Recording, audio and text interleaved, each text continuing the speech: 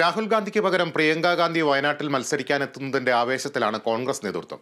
അതേസമയം പ്രതിസന്ധി ഘട്ടത്തിൽ കൂടെ നിന്ന വയനാട്ടിലെ വോട്ടർമാരെ ഉപേക്ഷിച്ചെന്ന പ്രചാരണം ശക്തമാക്കാനാണ് ഇടതുമുന്നണിയുടെ നീക്കം. കോൺഗ്രസ് പ്രവർത്തകർക്ക് ആവേശം പകരുന്ന തീരുമാനമാണ് പ്രിയങ്ക ഗാന്ധിയുടെ സ്ഥാനാർത്ഥിത്വം. എന്നാൽ രാഹുൽ ഗാന്ധി മണ്ഡലമൊഴിയുന്നതിൽ നിരാശയുണ്ടെന്ന് കോൺഗ്രസ് നേതാവ് എ.പി. അനിൽകുമാർ എം.എൽ.എ. കേരള വിഷൻ ന്യൂസിനോട് പ്രതികരിച്ചു.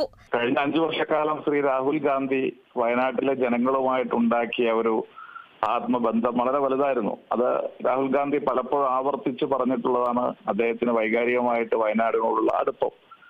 അതുകൊണ്ട് തന്നെ അദ്ദേഹം 5 വർഷം കഴിഞ്ഞ് ഇവിടെ നിന്ന് മാറി മറ്റൊരു തീരുമാനമെടുക്കുമ്പോൾ സ്വാഭാവികമായും വയനാട്ടിലെ ജനങ്ങളെ സംബന്ധിച്ചിടത്തോളം മനസ്സിനകത്ത് അതേറെ പ്രയാസമുണ്ടാക്കുന്ന, വേദന ഉളവാക്കുന്ന ഒന്നാണ്. പക്ഷെ ആ പ്രയാസവും സങ്കടവും ഒക്കെ മാറ്റുന്ന ഒരു തീരുമാനമാണ് ശ്രീ രാഹുൽ ഗാന്ധിയുടെയും പാർട്ടിയുടെയും ഭാഗത്തുനിന്നുണ്ടായിട്ടുള്ളത്. പ്രിയങ്ക ഗാന്ധിയെ വയനാട്ടുകാർ ഇരുകൈയും നീട്ടി സ്വീകരിക്കുമെന്നും ചരിത്ര ഭൂരിപക്ഷം നൽകി വയനാട്ടുകാർ പ്രിയങ്ക ഗാന്ധിയെ വിജയിപ്പിക്കുമെന്നുമായിരുന്നു യൂത്ത് കോൺഗ്രസ് സംസ്ഥാന ജനറൽ സെക്രട്ടറി വി.പി. ദുൽകിഫിലിന്റെ പ്രതികരണം.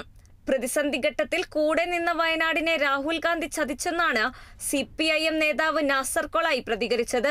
ഇടതുപക്ഷ ജനാധിപത്യ മുന്നണിയെ സംബന്ധിച്ചിടത്തോളം സ്വാഭാവികമായി UDFന്റെ സ്ഥാനാർത്ഥിക്കെതിരെ മത്സരിക്കുക എന്നുള്ളത് അതിന്റെ നിർബന്ധമായ കാര്യമാണ്. ഇവിടെ ഇപ്പോ മത്സരിക്കാൻ രാഹുൽ ഗാന്ധി വയനാട് മണ്ഡലം നിലനിർത്തുമെന്ന് പറഞ്ഞുകൊണ്ടാണ് ജനങ്ങളോട് വോട്ട് ചോദിച്ചിട്ടുള്ളത്. ഇതിനെ ഒരിക്കലും ഉപേക്ഷിക്കില്ല എന്നാണ് പറഞ്ഞത്.